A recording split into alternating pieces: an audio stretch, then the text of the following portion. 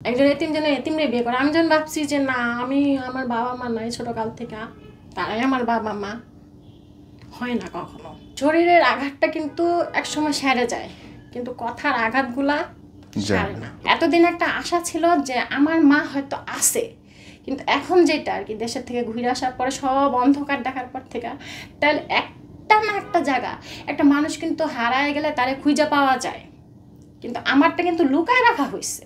তো দ্বিতীয় অধ্যায়টা কি, আমি যে প্রথম অধ্যায় নিয়ে আমার দোজকের আগুন নিয়ে একটা মেয়ে মানুষ হইয়া আমি যেভাবে জীবন কাটাইছি, আমি যেভাবে বড় হয়েছি, আমার মনে হয় কি এর দ্বিতীয় অধ্যায়টাকে আমার দেখার খুব ইচ্ছা। আসসালামু আলাইকুম। আমি জানি না যে আসলে এই এপিসোডটা আপনি কেমন করে নেবেন, কিন্তু এইটা একজন মানুষের জীবন এবং আত্মপরিচয়ের ব্যাপার। আমি সাধারণত এই ধরনের কার্যকলাপ বা এই ধরনের পদক্ষেপে অংশগ্রহণ করি না। আমার বন্ধুবর কিবরিয়া করছে এবং আমি খুবই পছন্দ করি। তো সামহাও এই অনুষ্ঠানটা অ্যাকচুয়ালি আমি করতে মনস্তাত্ত্বিকভাবে বাধ্য হচ্ছি। যদি কেউ পারেন এই এপিসোডটা পুরোটা দেখবেন, শেষ পর্যন্ত দেখবেন এবং পারলে এই ভদ্রমহিলাকে হেল্প করবেন তার আত্মপরিচয়ের জন্যে। অধিকার চাইতে আসেননি তিনি, আত্মপরিচয় চাইতে এসছেন আমি কে, এই হচ্ছে আমাদের শিরোনাম। আর আমাদের ছোট্ট প্রচেষ্টা, ছোট্ট একটা ইউটিউব চ্যানেল, যদি সাবস্ক্রাইব করেন খুশি হব। লিখবেন, শেয়ার করবেন, ভিডিওটা অবশ্যই অবশ্যই শেয়ার করবেন।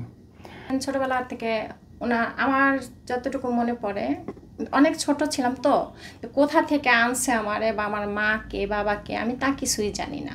তো ওনার কাছে যখন হয়েছি, পালিত হয়েছি, ওনারাই আমার এতটুকু মনে পড়ে যে একদিন হয়তো আব্বা আমার বলতেছে যে আম্মা, যে ওর মানে উনি আব্বা উনি আম্মা, ছোট ভাইয়া বড় ভাইয়া আপুমনি। আপনার বাবার নাম? আব্দুল মান্নান। উনি একজন অতিরিক্ত সচিব। কোন মন্ত্রণালয়ে ছিলেন? কোন মন্ত্রণালয় ছিল তখন তো আমি ছোট ছিলাম তা জানি না, কিন্তু এরপরে নাকি উনি সমাজ কল্যাণ মন্ত্রণালয়ে এতিমখানা জায়গাগুলো ওনার দায়িত্ব, ওনার দায়িত্বে ছিল, ইয়েতে ছিল। তো ওনার দুই কিন্তু একজন হয়তো ঊর্ধ্বতন কর্মকর্তা হ্যাঁ ছিল, কারণ আমি ছোট ছিলাম তো এর জন্য এতটা বুঝতাম না বা অতটুকু ইয়েও ছিল না আমার। এরপরে ছোট ভাই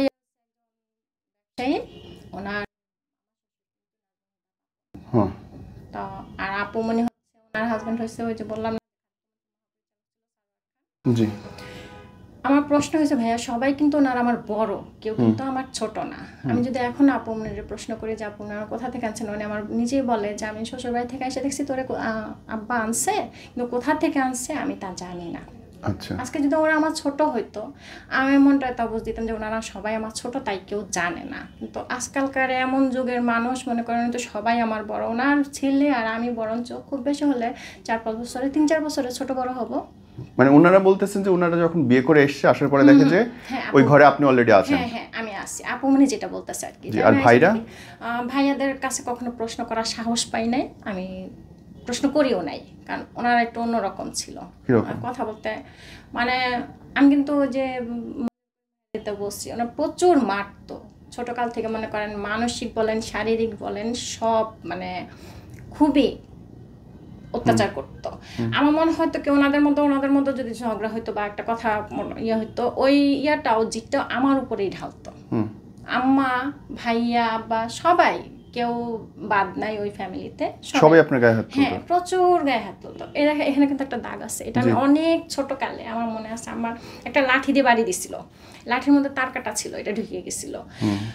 আর আম্মার টর্চারটা ছিল এরকম যে একটা যখন মাস শুরু করতো, শুধু আম্মা না ভাইয়ারাও যখন মাস শুরু করতো, আমার মনে হইতো যে ওনাদের আপত্তি যতক্ষণ না মিটতো, যতক্ষণ হাতে যে জিনিসটা আছে এইটা যতক্ষণ মানে শেষ না হইতো, ভেঙে না যাইতো, ততক্ষণ মনে হয় পিটাইতেই থাকতো। সামান্য ছোট ছোট ব্যাপারেও আমার অনেক কিছু ব্যাপারই আছে যে আমার কাছে মনে হয়তো আম্মা বুঝাও না বুঝার ভান করতো যে এটা আমি করতে পারি না। হ্যাঁ, এগুলো নিয়ে ওনারা অনেক টর্চার করতো। পড়ালেখার প্রতি কিন্তু আমার অনেক আগ্রহ ছিল ভাইয়া, আমার মানে কি বলবো, আমার অনেক ইচ্ছা ছিল, অনেক বললাম না যে দেখেন আমার এখন যতটুকু আমি বুঝি, কেউ বিশ্বাস করে না যে আমি পড়ালেখা করি নাই, কিন্তু আমরা যে বললাম না যে আমাদের পাশে একটা মেয়ে ছিল, ও 5 পর্যন্ত পড়ালেখা করছে, ও আমার আকার একার যা অক্ষরগুলো শিখাই দিছে, বলছে ওর কাছ থেকে আমার পড়ালেখা শেখা, কিন্তু আমার কাছে কখনো বলতে সাহস পাই নাই বা কারো কাছে না যে আমি স্কুলে ভর্তি হবো বা আমি পড়ালেখা করবো। ওনাদের যথেষ্ট সামর্থ্য ছিল কিন্তু আমার পড়ালেখা করানোর মতো, কিন্তু ওনারা করায় নাই। ওই টর্চারে বলেন, মানসিকভাবে বলেন, বাজে নোংরা কথা সব সময় বলতো। আর বিশেষ করে আমার মাঝে মধ্যে মনে হইতো কি যে একটা মানসিক রোগী যেরকম না, যে আসলে কি উনি ভুলতো না একটা কথা, যেই কথাটা মানে শুরু থেকে উনি বলতো, আমি ওই বাসায় যতদিন মানে মানে ছিলাম, আম্মার সাথে আমার পরিচয় ছিল, আমার মনে হয় ওই পর্যন্ত উনি এই কথাটা ভুলতো না, যে এই কথাটাই রিপিট করে উনি আবার শুরু করতো। মেন সমস্যা ছিল এইটা। আমার মা বাবা কোথায় বা কি, আমি তো প্রথমে ওনাদেরই বাবা মা জানতাম। তো একদিন একটা কাজের আমার হঠাৎ বলতেছে যে মিনা তোমারে কিন্তু ওরা পালে। কত বছর বয়স থেকে? তখন মনে করেন 8-9 বছর হবে। ওকে। ও বললো যে ওরা কিন্তু তোমারে পালে। আমার কিন্তু কাজের মানুষদের সাথে কথা বলতে দিত না, এমনভাবে রাখতো আর কি। যখন ওদের সাথে কারোর সাথে কথা বলতাম মারতো। এর পরবর্তী যদি আদর করে বুঝে রিয়ার হতো, তখন বলতো কি তোরে কি আমরা কাজের মেয়ের মতো দেখি? তুই তো কাজের মেয়ে না, তুই আমাদের মেয়ে, তো ওদের সাথে কেন কথা বলবি? ঘুমাইতেও দিত একলা ঘরে, ওদের সাথে ঘুমাইতে দিতে চাইতো না। কারোর সাথে মিশা বা চলা কথা বলা ওটা ওনারা পছন্দ করতো না, একদম একা। আর মনে করেন বাসা থেকে বের হবো কি, আম্মারা যেখানে যেত সেখানেই নিয়ে যেত, ঠিক আছে। কিন্তু মরিচাকান্দি যে ওনাদের গ্রাম, সেখানে কিন্তু ভাইয়ারাও যাইতো, আম্মাও প্রায় সময় মাঝে মধ্যে হঠাৎ যাইতো, কিন্তু কখনো আমার নিয়ে যেত না ওইখানে। পরে আব্বা মারা যাওয়ার পরে ওই পর্যন্ত আমি জানি যে ওনারা আচ্ছা এতিমখানা থেকে আনছে। তারপরে মাঝে মধ্যে কিন্তু প্রশ্ন করতাম, মানে আম্মা তো সবসময় মনে করেন রাগে থাকতো বা মায়ের ভয়েও কোনো প্রশ্ন করতে পারতাম না। তো দেখান তো করে ওনার আবার অভ্যাস ছিল সারা গায়ে তেল দেয়া, তো তেল দিতাম যখন, তখন মাঝে মধ্যে আর কি যখন বুঝতাম যে ওনার মনটা ভালো আজকে, তখন মাঝে মধ্যে প্রশ্ন করতাম যে আম্মা আসলে আমার মা কে? তো বলতো কি যে আমার কোন এতিমখানা থেকে আনছেন। তো এক এক সময় এক এক কথা বলতো, মানে বলতে চাইতো না যে আসলে কোথা থেকে আনছে। তো আমার মা কে? তো বলতো আমি কি তোর মা না, তুই মার প্রশ্ন করস কেন? তো অনেক সময় দেখা যায় যে মায়ের খাইয়াও যা ইয়ে করি, তারপর কিন্তু একটা মায়া লাগে যে না উনি তো আমার বড় করতেছে, তাই না, ওনার কাছে তো মানুষ হইতেছি। তো ওই মায়াতে বা ভয়ে বলেন কখনো আর দ্বিতীয়বার প্রশ্ন করতে সাহস পাই নাই। বাবা মারা গেছে কত সালে? আব্বা মারা গেছে 98 সালে। 98 সালে। তো উনি মারা যাওয়ার আগেও বলে যায়নি আপনার সম্পর্কে? উনিও বলে নাই। উনিও কিন্তু আমার প্রচুর মারতো, মারলেও তারপরেও কিছু কিছু জায়গায় মনে করতাম কি ওনার কাছে একটা ভরসা পাইতাম, বুঝছেন। উনি কিন্তু কখনো বাসা থেকে বেরো করে দেয় নাই। বা আমি কিন্তু ছোটকালে আমাদের পাশে বনানী চারিদিকে বস্তি ছিল, তো ওইখানে কয়েকটা মেয়ের সাথে আমি যেমন ছোট, ওরাও ছোট ছিল, মানে বান্ধবী ছিল, হ্যাঁ খেলতাম। তো আমার ভাইয়াদের এরকম মায়ের মাঝে মধ্যে সহ্য না করতে পারে, কিন্তু আমি বাসা থেকে পালাও গেছি কয়েকবার আমার ওই বান্ধবীর সাথে। তখন দেখা যায় কি যে জানি না এই আল্লাহর কি আমি অন্য জায়গায় গিয়েও কিন্তু থাকতে পারতাম না ওদের সাথে, বুঝছেন। মানে ওনাদের জন্য আবার মায়া লাগতো, আবার ওইখানে চলে আসতাম। তখন দেখতাম কি আম্মা প্রচুর কাঁদতো, আবার আব্বাও আর কি করতো। একবার আমি আম্মার সাথে রাগ করে মায়ের খেয়া মিরপুর, মানে ওই মেয়ের মা নিয়ে সেরা আমার মিরপুরে এক জায়গায় কাজে দিচ্ছে, সেখানে কাজ করছি কয়েক মাস। তো কেন জানি খুবই খারাপ লাগে আর কি, ওনাদের কথা আমার ঘুরে ঘুরে মনে পড়ে। তা আমি ফোন দিছি যে আম্মা এমনি কান্দাকাটি শুরু করছে, তুই কই তাড়াতাড়ি বল। আব্বা বলতেছে তুই কই আসোস, তুই এখন চলে আসবি বেবি ট্যাক্সি নিয়ে, নাহলে আমি আসতেছি, ঠিকানা দে। তা আমি বললাম কি যে আব্বা আমি তো বাসায় ম্যাডাম গেছে, দেশে বাড়ি গেছে, উনি আসুক, আমি বোঝাই টোঝা তারপরে চলে আসতেছি। আরেকবারেও ওনাদের সাথে ওর সাথে কইরাই আমি ক্যান্টনমেন্ট এক জায়গায় গেছি, ওখানে কাজে ছিলাম 15-20 দিনের মতো হয়তো কাজ করছি। যখনই আমি আব্বারে দোকানের টেলিফোন থেকে ফোন দিছি, আব্বা সেই মুহূর্তে দোকানদারের দিয়ে আমি ঠিকানাটা জিজ্ঞেস করি, দোকানদার ঠিকানা দিয়েছে, কারণ আমি ঠিকানা বলতে পারি না। আব্বা কিন্তু সাথে সাথে ওইখানে গিয়া সেরা আমার বড় ভাবিরে নিয়ে গেছে বেবি ট্যাক্সি দিয়ে, ওইখান থেকে আমার নিয়ে আসছে। কিছু কিছু ব্যাপারগুলা কেন জানি মনে হয় আমি আব্বার উপর ভরসা করতাম, জানেন। তখন আমার একটা অভ্যাস আছে যে আমি খুব খারাপ স্বপ্ন দেখতাম, এবং এখনও দেখি, যেটা আমি প্রচুর ভয় পাইতাম আর কি। তো আম্মা এই কথাটা নিজে স্বীকার করতো, প্রায় সময় নাকি আমি আব্বার পিঠের উপর গিয়ে শুয়ে পড়তাম। অনেক সময় তো একলা ঘরেও থাকতাম, আবার মাঝে মধ্যে আম্মাদের যে খাটটা থাকতো পাশের যে খালি জায়গাটা থাকতো, ওই জায়গাটাতেই আমার শুতে দিত আর কি, রাত্রে ওইখানেই ঘুমাইতাম। তো যখন রাত্রে প্রচুর ভয় পেতাম তখন আমি নাকি আব্বার পিঠের উপরে গিয়ে শুয়ে থাকতাম।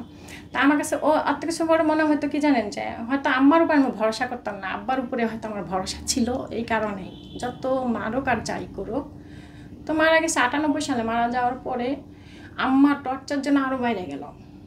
ঘুম থেকে উঠাইয়া রাত্রে বলেন 2টা-3টার সময়ও কাঁটা চামচ, আমার অ্যালার্জির সমস্যা ছিল তো বালিশের নিচে সবসময় কাঁটা চামচ রাখতো, কাঁটা চামচ দিয়া খোঁচায় খোঁচায় মারতো। মানে ওনার মায়েরগুলা না কি বলবো। তখন আমি আবারও ওই বাসা থেকে পালায় বের হয়ে যাই। বের হয়ে গেলে যে আমার যে আগের হাজব্যান্ড ছিল ওনার মার সাথে পরিচয়, তো ওনারা আর কি সব কিছু জানা শুনে ওনার ছেলের জন্য বিয়েতে ইয়ে করছে। তো আমার কিন্তু বিয়েটা তখন দেখেন বিয়েও বোঝার ইয়া নাই, বাট আমি এতটুকু বুঝি খালি যে বিয়েটা হয়ে গেলে হয়তো আমি আমার এই টর্চার থেকে বেঁচে যাব, তখন আমার বিয়ে করা। কিন্তু ওইখানে আমার সংসার হইলো, আসলে টিকতে পারলাম না। আমি এতটুকু অনুরোধ করব যে আমার মতে এতিম যারা, তারা যেন, আমি যে ভাবছি যে এতিম বইলে একটা ফ্যামিলি অন্য একটা ফ্যামিলি আমারই বাবা মা হবে, তাদের হয়তো আমার বাবা মার মতোই দেখবে, আসলে তারা দেখে না। আমার যেটা আমার মতো এতিম ভাই বোনদের যেটা আর কি আমার একটা ইয়ে থাকবে, তারা যেন এতিমকেই বিয়ে করে, ফ্যামিলি দেখে যেন বিয়ে না করে, তাই আমার যেটা মনে হয়। বরং ফ্যামিলিতে গেলে আরো বেশি আদর করার কথা না? একদম না। আমি দুইটা দেখেন, আমার প্রথম হাজব্যান্ডের সাথে ছাড়াছাড়ি হয়ে গেল, দ্বিতীয় এখানে তো যেন আরও নির্যাতনে পড়লাম, মানে আমি বলে বুঝাইতে পারবো না। এর জন্য আমার এতিমদের প্রতি একটা আমার ইয়ে থাকবে আর কি, তাদের একজন এতিম যেন এতিমরে বিয়ে করে। আমি যেন ভাবছি যে না, আমি আমার বাবা মা নাই ছোটকাল থেকে, তারাই আমার বাবা মা, হয় না কখনো, অত্যাচার বেশি হয়, আরো বেশি হয়। এবং এটা বলেন কে, এটা না শরীরের আঘাতটা কিন্তু একসময় সেরে যায়, কিন্তু কথার আঘাতগুলা সারে না। আপনি জানেন আমি ছোটকাল থেকে এই 3 পর্বে 3টা ধাক পার হইতে আমি এখন মানসিক রোগীর মতো হয়ে যেতেছি, যা আমি এখন কাউরে সহ্য করতে পারতেছি না। বা আমার এক এক সময় এমন মনে হয় ভাই যে আমি জীবনটা দিয়ে দেই, আসলে বাঁচবো কিসের জন্য। আবার এক এক সময় মনে হয় কি যে আমি হ্যাঁ ওই পর্যায়ে যাই, গিয়ে সেরে যে হঠাৎ কেন আল্লাহর জানি না, হয়তো ভবিষ্যতে কি আছে, আমার সামনে কি আছে, তো মনে হয় কি একটু দেখি না, এত বছর যখন কষ্ট করছি একটু দেখি সামনে কি আছে। তো আমার প্রথম সংসার ভেঙে গেল। প্রথম সংসার ভাঙলো কত সালে? ওটা বিয়ে কত সালে ভাঙলো? কত সালে বিয়ে হয়েছে? 99 সালে। 98 সালে আব্বা মারা যাওয়ার পর 99 সালে বিয়ে হয়েছে। আব্বা যখন মরে গেল তখনও কি কোনো আত্মীয় স্বজন আপনাকে বলেনি যে আপনি? না, কেউ না। এটা খুব অদ্ভুত। আমি কি এটাই আর কি আমার সবার কাছে প্রশ্ন, যে আসলে আমি কে, একটা না একটা মানে ক্লু থাকে, তো ক্লু থাকে। এটা আমি দেশে যাওয়ার পরেও দেখলাম যে আমার কাছে মনে হলো যে দেশে গেলে হয়তো আমি একটা আশা নিয়ে গেছিলাম। ভাইয়ের প্রোগ্রামটা করার পরে গিয়ে দেখলাম কি যে না, আসলে মাছটা যত উপরে ভাসতেছে এটার ততটাই গভীর, বুঝছেন। তা আমার মাকে আমি কি এতদিন ভাবছি যে হয়তো আমার মারে পাবো, হয়তো আমার মার দেখা পাবো ইনশাল্লাহ, কিন্তু এখন দেশের বাড়িতে কি এরকম মনে হয়। এখন আরেকটা প্রশ্ন ভিতরে, ওনাদের যা খবর শুনছি মরিচাকান্দি ইয়াতে আমার দাদা নাকি, ওনাদের একটু মানে বড় ফ্যামিলি, জমিদার বংশ, সরকার কি বলে এটারে, সরকার বংশ না কি যেন বলে এটারে, ওনারা অনেক ইয়া, দাদা নাকি আর আব্বা যে একজন, সেটা তো জানেনি। আর আমাদের দেখছি আমার মানে এখন মনে হয় কি জানেন, যে আমার মারে কি মায়েরই ফেললো, তাইলে আজও কি সে বাইচা আছে। আমার প্রশ্ন এখন এইটা। এতদিন একটা আশা ছিল যে আমার মা হয়তো আছে, কিন্তু এখন যেটা আর কি দেশের থেকে ঘুরে আসার পরে সব অন্ধকার দেখার পর থেকে, তাহলে একটা না একটা জায়গা একটা মানুষ কিন্তু হারায় গেলে তারে খুঁজে পাওয়া যায়, কিন্তু আমারটা কিন্তু লুকায় রাখা হয়েছে। তো দ্বিতীয় অধ্যায়টা কি, আমি যে প্রথম অধ্যায় নিয়ে আমার দোজকের আগুন নিয়ে একটা মেয়ে মানুষ হইয়া আমি যেভাবে জীবন কাটাইছি, আমি যেভাবে বড় হয়েছি, আমার মনে হয় কি এর দ্বিতীয় অধ্যায়টাকে আমার দেখার খুব ইচ্ছা। একবার কি আমার মার বলেন, ফ্যামিলি বলেন, কেউ না কেউ আজকাল কিন্তু ইন্টারনেটের যুগে এই যে আরজিকিটির ভাইয়ের যে অনুষ্ঠানগুলো দেখি, প্রোগ্রামগুলো দেখি, আপনি জানেন ভাইয়া, যখন নাকি তারা মিলা যায়, তার মানে জড়ায় ধরে, ওই সময় আমি নিতে পারি না, আমার নিঃশ্বাস বন্ধ হয়ে যায়। এর জন্য আমি দেখা বন্ধ করে দিছি। মনে হয় মারা যাব, এতটা আশা থাকি আমি, আমার মারেকে আমি পাবো না, আমার পরিচয়কে আমি পাবো না।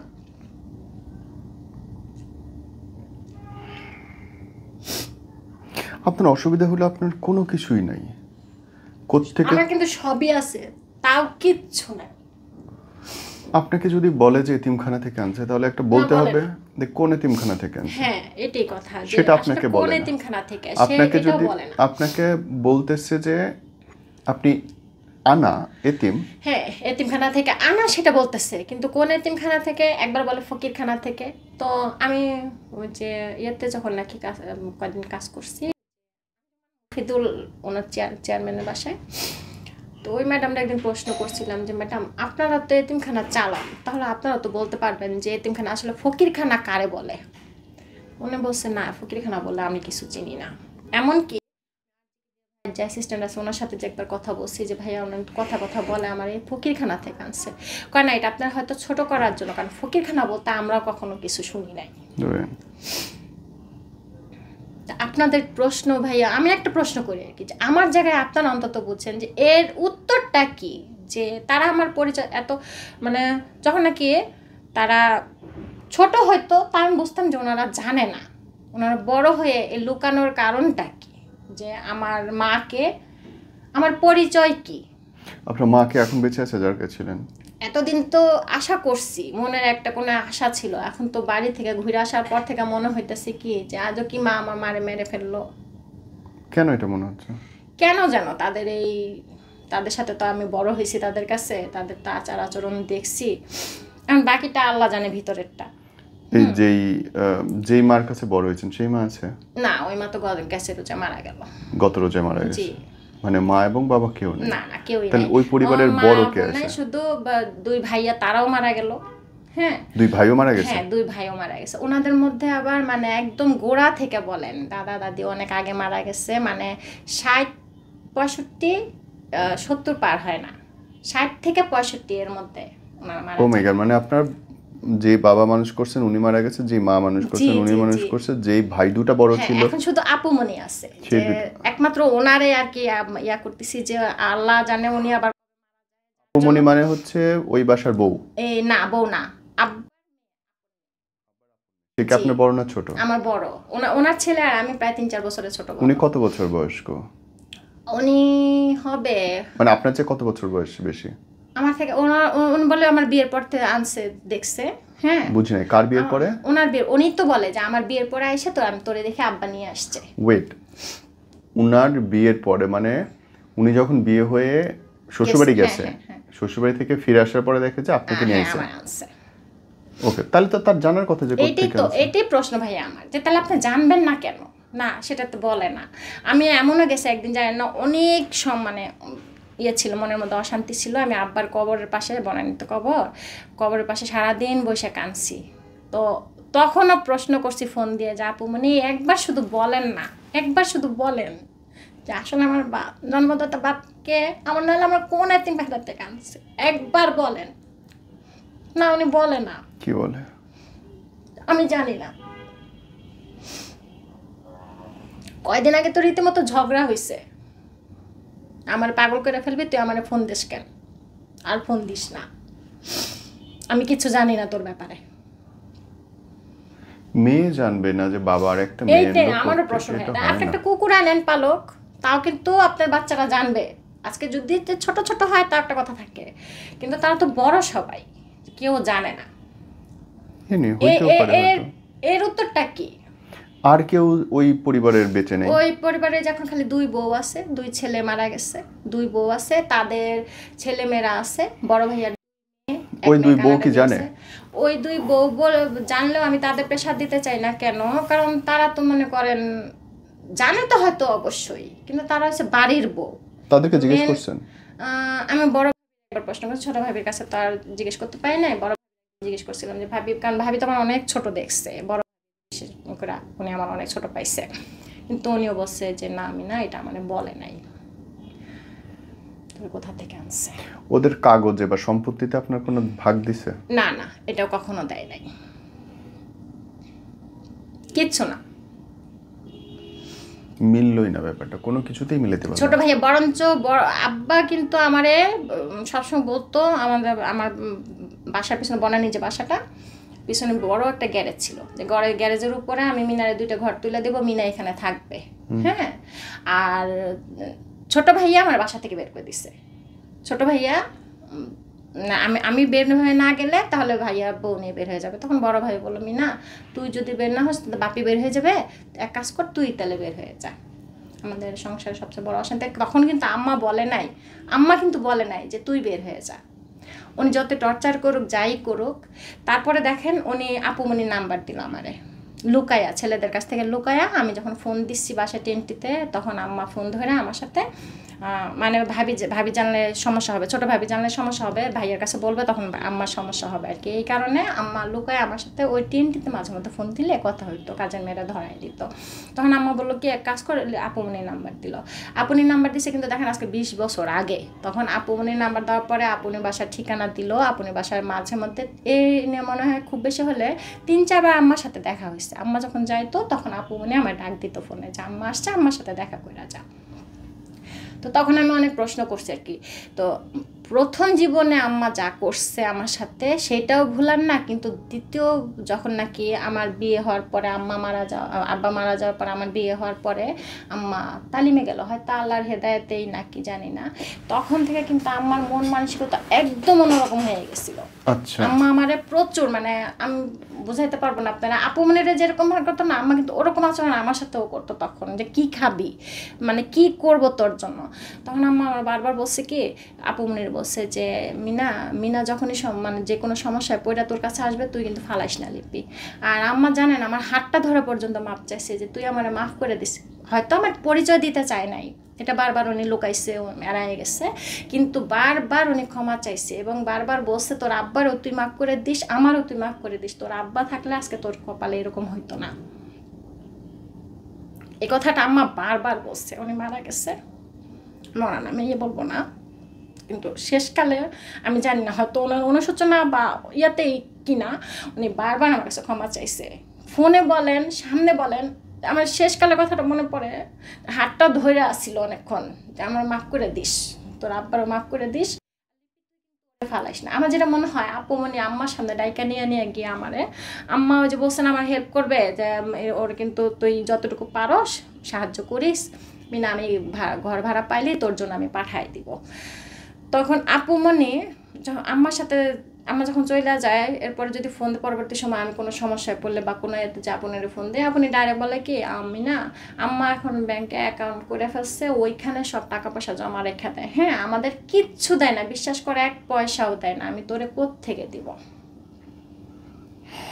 আমার কথা হচ্ছে ভাইয়া, ওরা কখনো চায় নাই যে আমি আসলে সোজা হয়ে দাঁড়াই। আমার একটা ছেলে পেলেও যদি উনি ঠিক মতো লেখাপড়া করে, আমার করে না, আচ্ছা ঠিক আছে, ওরা যদি চাইতো, আমার 2 ভাইয়া আমার আপু মানে আমার ছেলে পেলেদের মানুষ করে দিল কিন্তু যথেষ্ট, কিন্তু তারা কখনো চায় নাই। 4 জন, আমার আগের হচ্ছে 1 মেয়ে 1 ছেলে, আর বর্তমান হাজবেন্ড 2 ছেলে।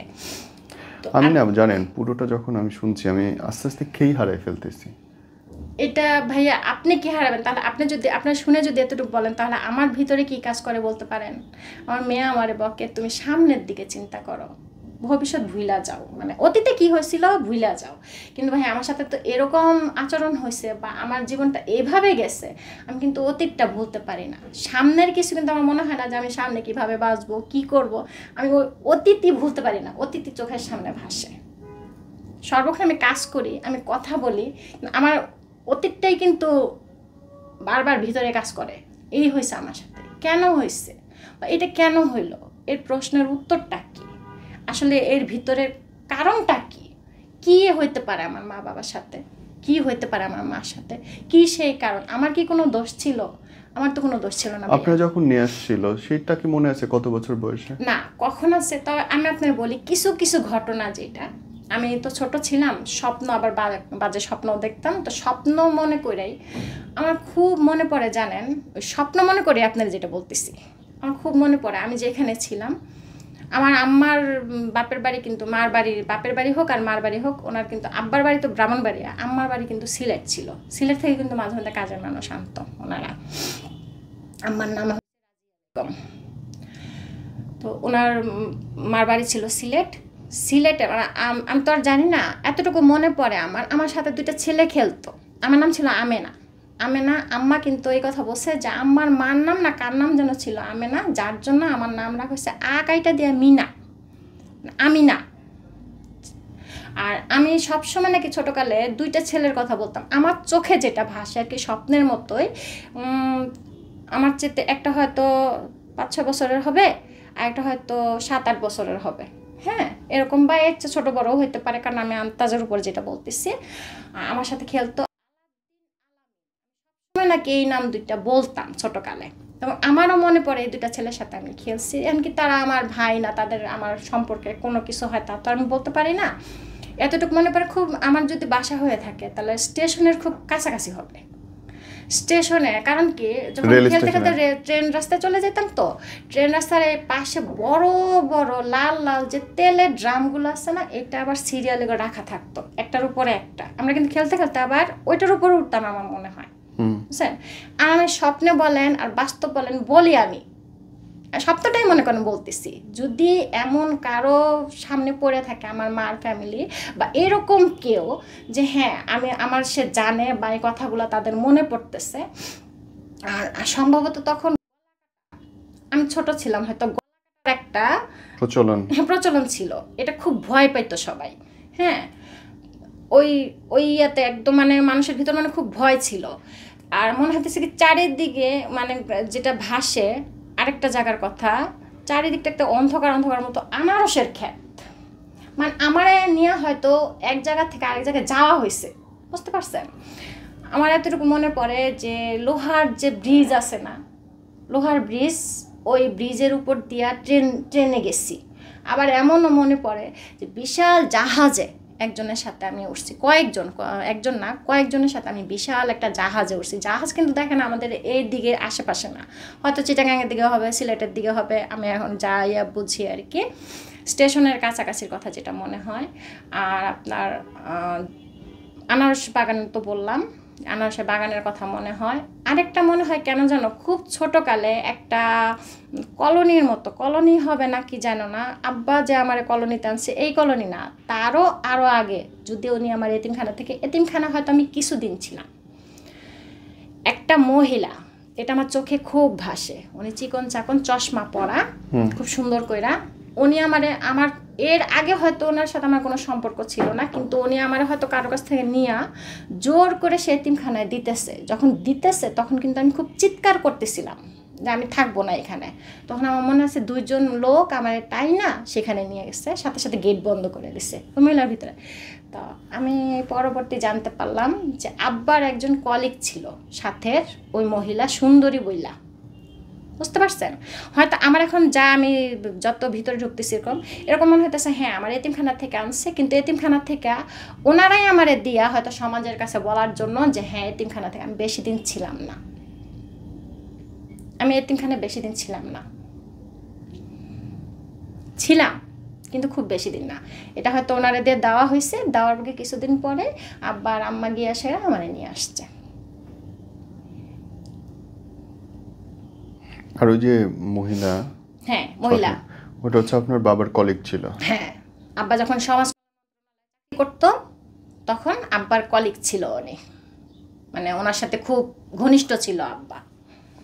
উনি কি আপনার মা মনে হয়? না উনি আমার মা হবে না, আমার মা এমন আছে গ্রামের দিকে। আমি এমন বলবো না যে আমার মনে পড়ে যে বড় লোক বা কোনো কিছু, হোক সে গরিব, যত ইয়ে থাক হোক গরিব, আপনার মনে হয় গ্রামে? হ্যাঁ গ্রামের দিকে। কারণ আমি যদি আমার স্বপ্ন যেটা বলেন, আমি যদি বলতে যাই যে আমি এরকম এরকম মনে আছে, ওই বয়সটা ওরকম না, কারণ আমি স্বপ্নও দেখতাম, তাই আমি কিন্তু জিনিসটা শিওর হয় নাই। এই কথা কিন্তু ভাই আমি আর কারোর কাছেও বলি নাই, কারণ আমি ওই যে বললাম না যে আমার একটা সমস্যা আছে, আমি স্বপ্ন দেখি, কিন্তু এই জিনিসগুলাই আমি বারবার দেখি এবং এই জিনিসগুলাই আমি ভুলি না।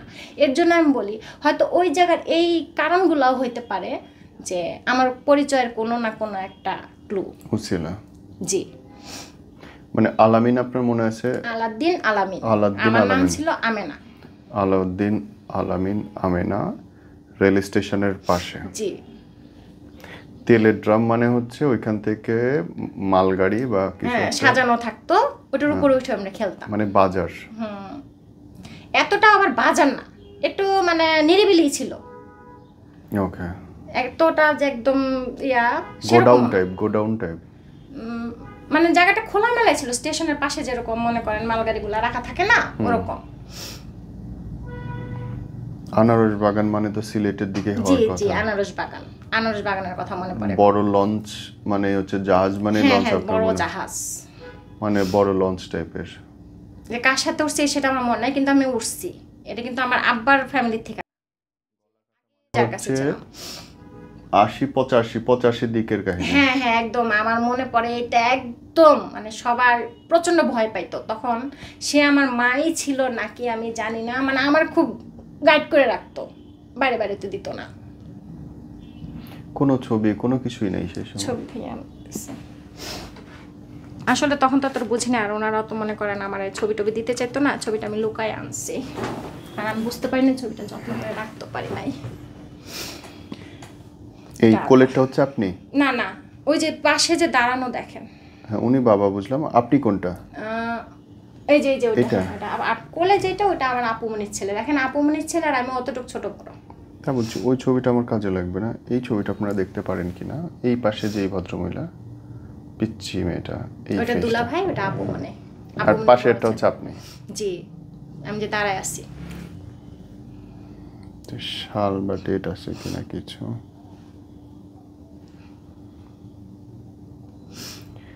ফুজি কালার,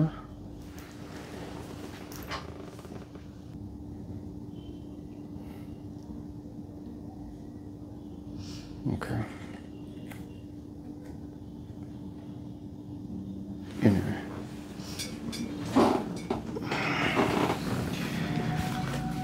সো আমরা যেটুকু মনে করতে পারলাম বোন আপনার কথা শুনে, যে রেল স্টেশনের পাশে ড্রাম রাখা, তেলের ড্রাম, খেজুর গাছের, আনারসের বাগান, আলামিন আলাউদ্দিন আমেনা, 3টা বাচ্চা। ওকে, আপনার মোবাইল নাম্বারটা বলেন যদি। 01942886975। আবার 01942886975। ঠিক আছে। আজকের এই এপিসোডটা করতে গিয়ে আমি বারে বারে চিন্তা করছিলাম যে মানুষের জীবন কত ভয়াবহ হতে পারে। উনি যার সাথে আছেন তারা মা বাবা পরিচয় দিচ্ছেন, আবার বলতেছেন যে এতিমখানা থেকে আনছি। কোন এতিমখানা জানেন না। মা বাবা 2জন বেঁচে নেই, ভাই বেঁচে নেই, 2 ভাই বেঁচে নেই, পেছনে ফেরার কোনো জায়গা নেই। আমি যাইতে চাই না হয়তো, কিন্তু আমার জানাটার অধিকার আছে। পারলে ভিডিওটা শেয়ার করেন এবং মুরব্বীদেরকে দেখায়েন। উনি যেরকম বর্ণনা দিলেন, আমিনা যেরকম বর্ণনা দিলেন, সেই রকম বর্ণনার এলাকার মানুষ যারা ছিলেন তারা ভিডিওগুলো দেখেন। যাদের বাসার পাশে রেল স্টেশন ছিল, যাদের বাসার পাশে হয়তো কিছু দূরে 10 কিলোমিটারের মধ্যে একটা লঞ্চ ঘাট বা নদী ছিল, যেখানটায় আনারস হয়, এরকম যদি পান, ভিডিওটা একটু মুরব্বীদেরকে দেখেন যে দেখো তো এই গল্পটা মনে পড়ে কিনা, যে একজন বড় সচিব সে একটা বাচ্চাকে দত্তক নিয়েছিল। মোবাইল নম্বরটা শেষবারের মতো বলেন আপনি, বলুন। 01942886975। ওকে, আর কিছু বলার আছে? একটা অনুরোধ কি ভাইয়া, যে এরকম যদি কারো জীবনে অ্যাক্সিডেন্ট হয়ে থাকে, আমি মনে করি যে বাচ্চাটা যদি আপনারা পালক আনছেন, তারে যদি একটা সুন্দর জীবন না দিতে পারেন, দরকার নেই। হ্যাঁ, হয়তো তার মেরে ফেলেন, কারণ তাহলে আমার মনে হয় এর চেয়ে গুণাটা কম হবে। আমার কিন্তু এখন এটা মনে হয় আমার আব্বা ভাইয়াদের প্রতি, আমার যদি তারা তখন মেরে ফেলতো তাহলে কিন্তু গুণাটা এর চেয়ে কম করতো তারা। কিন্তু আমি বাইচা থাইকা প্রতিনিয়ত যেভাবে মারা যেতেছি, প্রতিনিয়ত যেভাবে দোচকের আগুনে জ্বলতেছি, গুণাটা তাদের আরো বেশি হইতেছে। বাবা বলে নাই কেন সেটা জানি না, কিন্তু নিশ্চয়ই তার কোনো লজিক ছিল। সে হয়তো চিন্তা করছে আপনি কষ্ট পাবেন এটা ওইটা, বাট আপনার জন্ম পরিচয় জানা আপনার অধিকার। আমার শিকড় কি, আমার মাকে, আমার বাবাকে, আমি আমার পরিচয়টা জানতে চাই। আপনাদের কাছে আমার অনুরোধ ভাইয়া, আপনারা যারা ভিডিওটা দেখতেছেন তারা অন্তত বয়স্ক মানুষ যারা আর কি, তাদের কাছে আমার অনুরোধ আপনারা ভিডিওটা দেখবেন এবং প্রচুর পরিমাণ শেয়ার করবেন। আমি আমার পরিচয় খুঁজে পেতে চাই। আপনাদের সাহায্যে হয়তো এমনও হতে পারে আমি আমার পরিচয় খুঁজে পেতে পারি। ইনশাআল্লাহ। Thank you.